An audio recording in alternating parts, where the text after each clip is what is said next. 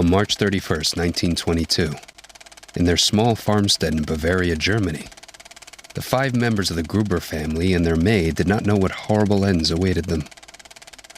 They would all be gruesomely murdered on that day.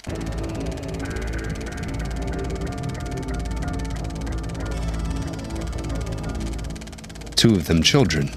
However, strange occurrences had already been happening. The first troubling sign had come 6 months earlier, but we will get to that later.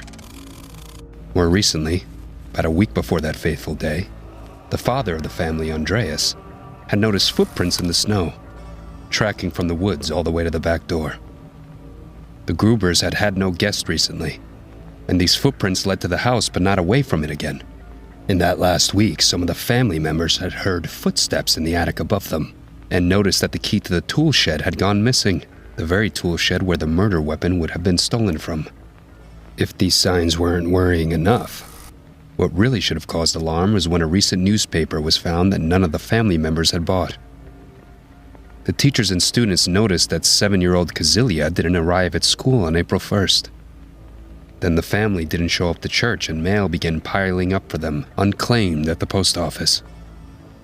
Eventually a search party was formed and made their way to the farmstead to find a grisly and horrifying scene waiting for them. All 5 members of the Gruber family and their maid Maria had been killed with their own pickaxe. Why, we will withhold some of the most awful details. Most of the wounds were to the heads and faces, leaving most of them utterly unrecognizable. Whilst thankfully, most of this poor family died swiftly. The autopsies showed the poor young Kazilia had suffered for several hours after the initial attack, pulling out clumps of her own hair before finally expiring due to shock. What makes this case even more upsetting is that it seems the killer stuck around for a few days afterwards, living among the corpses of his or her victims. It seems whoever did it made themselves food out of the pantry and even continued to feed the family's cattle. Locals living nearby reported seeing smoke rising from the chimney days after the family would have been slaughtered. Another creepy factor is that the family's previous maid had quit some 6 months before the murders occurred. When the police asked her why, she said it was she had believed that the house was haunted. In particular, she said that she always felt she was being watched and often heard footsteps in the attic. Could the killer have taken residence in the Gruber's house 6 months before? It sure seems to add up that way.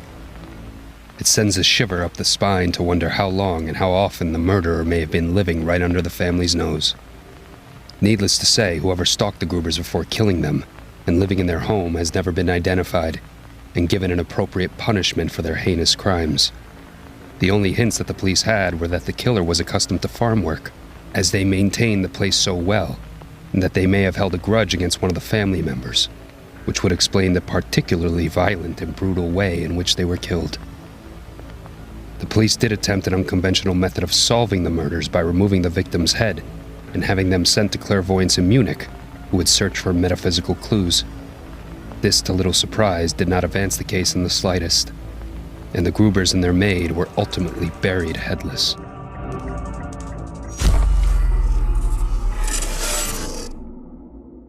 The Tamam Shud case, also known as the Mystery of the Somerton Man, begins near Adelaide, Australia, on December 1st, 1948. A young jockey was riding his horse down Somerton Beach at around 6:30 in the morning. He and his friend were horrified when they came across a dead body lying in the sand, with his head resting against a seawall, seemingly staring up into the sky. The deceased man was wearing a brown suit and was clean-shaven. Officials found nothing on the man which could be used to identify him. All of the labels on his clothing had been removed, nor could they figure out the cause of his death. He seemed to have died while sleeping, but the mysterious and foreboding details of the case which would soon emerge would call this into question. 4 months after the man was found, investigators discovered a tiny rolled-up scrap of paper with 2 words printed on it: Tamam Shud. This Persian phrase can be translated as meaning ended or it is finished, perhaps a reference to the untimely ending of this mystery man's life. Specialists determined that this tiny scrap had been torn from the last page of a book of poetry known as the Rubaiyat of Omar Khayyam. Spookily, the theme of the Rubaiyat is that one should live life to the fullest and have no regrets when it ends. Police started an Australia-wide search and sent out images of the scrap to the press to try to locate the exact copy of the text that this note had been torn from. Soon after, they found the book in a car parked near the beach, where the body had previously been found. However, this discovery opened up more mysteries. Inside the car, they found the local phone number, and also an encrypted code indented into the back of the poetry book. This code consists of 5 lines of handwritten capital letters, one line having been crossed out. Although cryptographers agree that this text is definitely a message and not a random string of letters, no one has yet been able to decrypt the code and discover its meaning. The phone number that was found, however, did provide a lead. The number belonged to a local nurse named Jessica Thompson. She said she'd never seen the deceased man before. However, her neighbors claimed to have seen the man knock on her front door the day before his body was discovered in the sand. If you're hoping to crack this seemingly unsolvable case, then there are a few more clues for you to ponder. A month and a half after the mystery man's body was discovered, a brown suitcase was found in a nearby railway station coat room, with its label removed, just like the tags on the man's clothing. According to their records, this bag had been dropped off on the morning before the night that the mystery man seems to have died. It is believed that our man was the one who checked it in. The suitcase was full of clothing, shaving gear, knives, and other typical travel items. However, like the suitcase itself and the clothes on the body, identification markings had been removed. That is, except for one tie, marked T. Keen, a laundry bag marked Keen, and a singlet marked Keen with a different spelling. However, don't jump on this clue too quickly.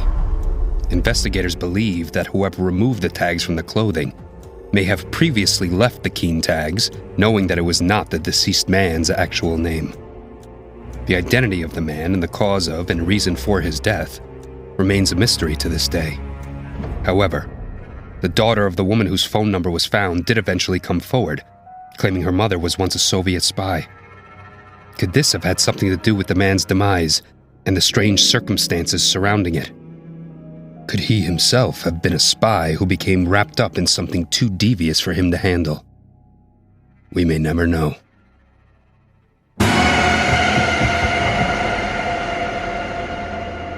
This twisted mystery takes place in Rio de Janeiro, Brazil. It was August 20th, 1966, when a young man was happily flying a kite on Vintém Hill.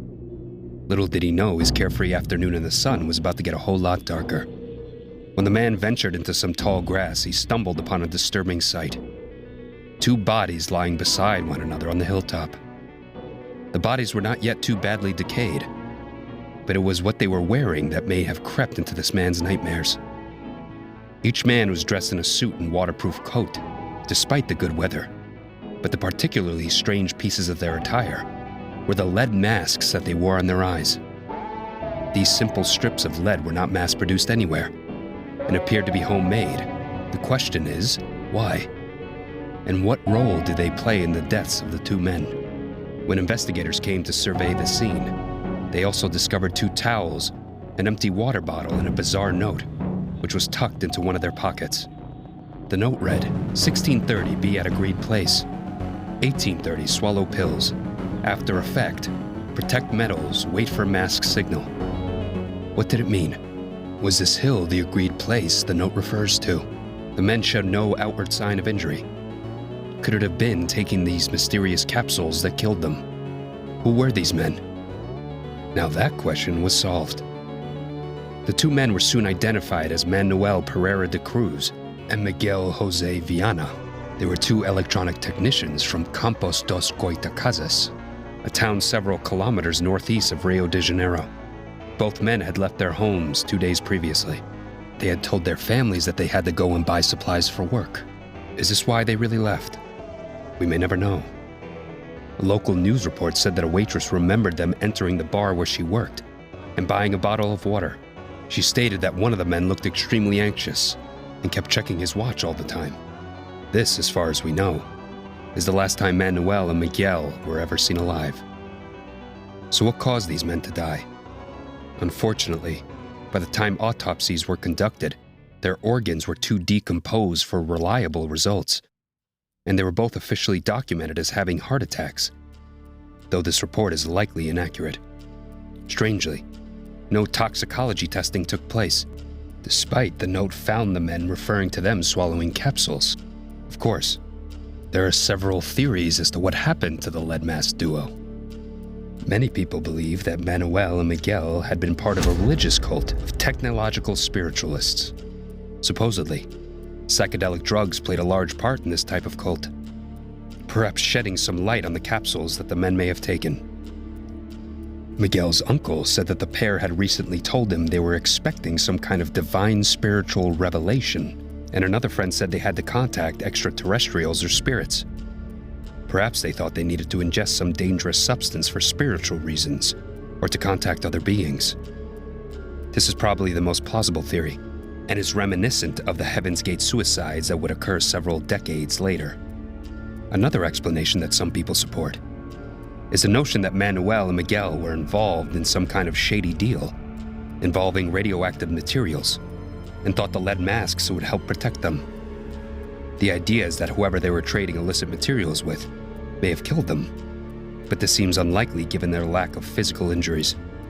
The last theory is by far the strangest.